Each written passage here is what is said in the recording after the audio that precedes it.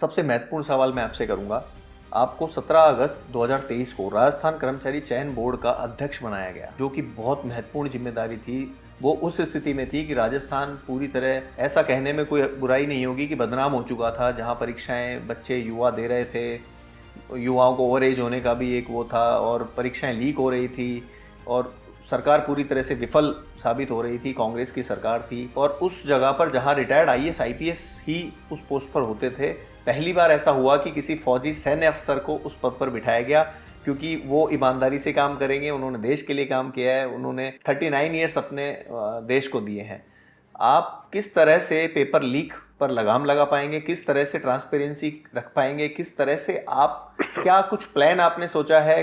क्या आपने अब तक, मैं सभी चीज़ों को एक उसमें समावेश कर रहा हूँ, फिर आपको इसका बताना है, एक्सप्लेन करना है कि आलोक साहब, जब से आप आए हैं कितनी भर्तियां हुई हैं नहीं हुई हैं, क्योंकि आपको इलेक्शन भी देखने पड़े थे दो दो, उस बीच में कितनी भर्तियां हुई हैं, क्या वो सफल हुई हैं, और आगे आपका क्या प्लान है युवाओं के लेकर, जो कि बहुत गंभीर मुद्दा है। आप इसको सारी चीज़ों को एक अपने उसमें समावेश करके बताएं। थैंक यू, आपने ये सवाल मुझसे पूछा दिवाकर। तो ये सवाल बताने से पहले बताना चाहूँगा कि पता नहीं कैसे मुझे इस बात का बड़ा शौक था, मन था कि मैं राज्य में सेवा करूँ, और मैं 2018 से ही सोच रहा था कि मुझे ऐसा कुछ मौका मिले कि अपने राज्य में मैं सेवा दे पाऊँ।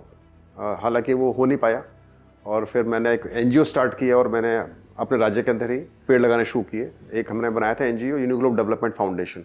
उसके माध्यम से हम करीबन हमने अभी पिछले 2 साल में लगभग 50,000 पौधे लगा चुके हैं, ऑल ओवर राजस्थान, कुछ दिल्ली में भी, लेकिन मोस्टली इन राजस्थान। तो जब ये सब चल रहा था उस समय फिर मैंने सोचा था मुझे ऐसा कोई मौका मिलना चाहिए कि मैं काफ़ी लाखों लोगों के लिए काम कर सकूं। मुझे नहीं पता था कि मुझे ये वाला मौका मिलने वाला है।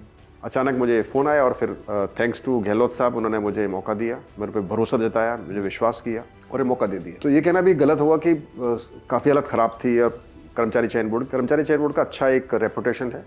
यस, पेपर लीक वगैरह हुए हैं पुराने टाइम के अंदर, और लेकिन फिर भी उसके बावजूद भी कर्मचारी चयन बोर्ड ने एक अच्छा अपना इमेज बना रखी थी। और फिर जो मुझे मौका मिला, फॉरन इलेक्शंस आ गए थे असेंबली के, तो फिर हमको ज़्यादा कुछ कर नहीं सके। फिर जो हमने परीक्षाएं की वो हमने परीक्षा शुरू की थी 11 जनवरी से, और 11 जनवरी से लेकिन आज तक लगभग 15 भर्तियां की परीक्षा हम करा चुके हैं। और सबसे बड़ी जो हमने 2 परीक्षाएं कराई हैं वो है सीईटी, यानी कि कॉमन एलिजिबिलिटी टेस्ट, सीईटी समान पात्रता परीक्षा स्नातक, और समान पात्रता परीक्षा सीनियर सेकेंडरी। समान पात्रता परीक्षा सीईटी स्नातक में लगभग 13 लाख बच्चों ने फॉर्म भरा था, और लगभग 12 लाख, 12.5 लाख बच्चे बैठे थे परीक्षा में, और वो हुई थी 27-28 सितंबर को। और सीनियर सेकेंडरी सीईटी परीक्षा होती है, उसमें लगभग 18,65,000 बच्चों ने फॉर्म भरा था, और लगभग 15.5 लाख बच्चे उसमें परीक्षा में बैठे थे। वो परीक्षा हुई थी 22, 23 से 24 अक्टूबर को। अब एक और परीक्षा होने जा रही है, वो भी काफ़ी बड़ी है, वो है पशु परिचय परीक्षा। वो 1 से 3 दिसंबर को होगी।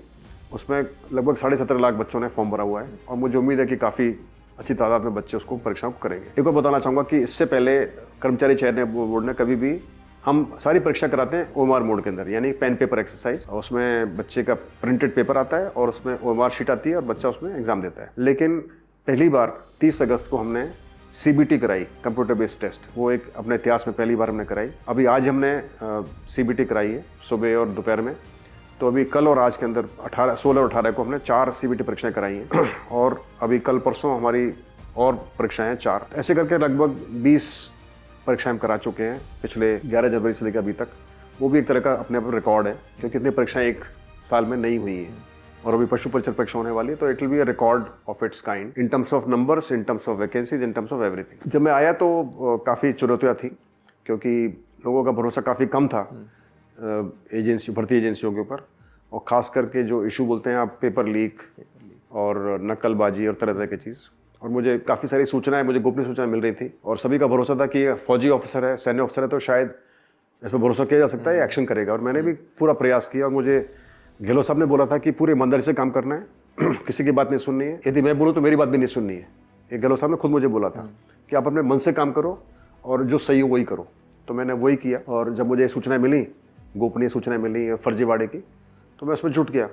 और मुझे खुशी है कि कर्मचारी चयन बोर्ड के इतिहास में मेरे आने से पहले शायद बहुत ही कम, शायद 4-5 एफआईआर हुई होंगी, लेकिन मेरे आने के बाद में हमने लगभग 40-50 या 55 एफआईआर करा चुके हैं। तो ये था डमी के खिलाफ हमने एक्शन काफ़ी लिए।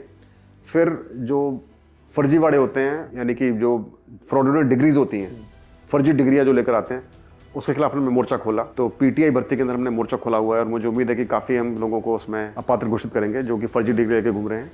और फायरमैन एग्जाम होता है उसके अंदर भी हमने कई सारे बच्चों का अपात्र घोषित किया है। तो हमारा प्रयास है जो फर्जी डिग्री लेकर लोग घूमते हैं, तो शुरू से चलें तो एग्जाम जब होता है तो डमी जो लोग डमी का इस्तेमाल करके पास करते हैं उस पर हमने काफ़ी बड़ी सफलता हासिल की है।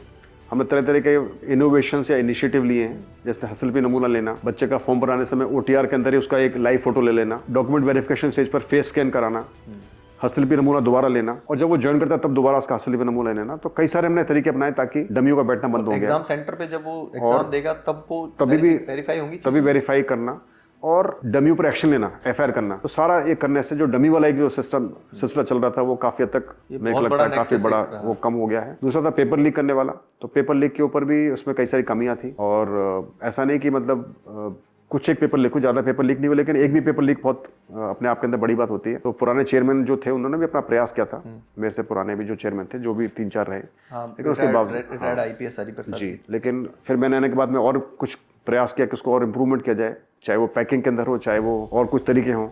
और कई सारे हमने तरीके अपनाए कि खास करके मल्टीपल सेट्स बनाना, लास्ट मिनट तक पता नहीं पड़ने देना कि कहाँ पर कौन सा सेट इस्तेमाल होगा, और उसका बिल्कुल एग्जाम से थोड़ी देर पहले ही डिसाइड करना कि कौन सा सेट इस्तेमाल किया जाएगा, ताकि किसी को पता नहीं रहे कि क्या सेट आने वाले हैं और कितने सेट बनेंगे, कितना बच्चा पकड़ सकता है, चेप सकता है, पता कर सकता है।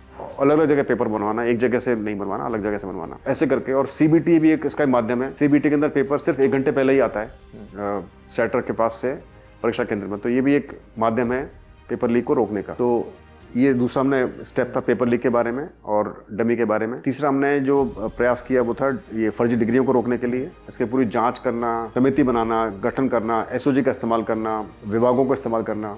तो हमने ये सब, तो ये कई सारे जो है ना बड़े बड़े जो प्रॉब्लम चल रही थी हमारी, पेपर लीक, डमी, नकलबाजी, हमने सेंटर्स का भी हमने जो है ना सिलेक्शन, उसके लिए भी हमने काफ़ी ज़्यादा प्रयास किया। और हमने प्रयास किया कि सारे जो सेंटर्स होते हैं एग्जामिनेशन उनको अलग अलग कैटेगरी में बांटा जाए, यानी कि ABCD कैटेगरी बांटा जाए। A is the best category and D is the worst category.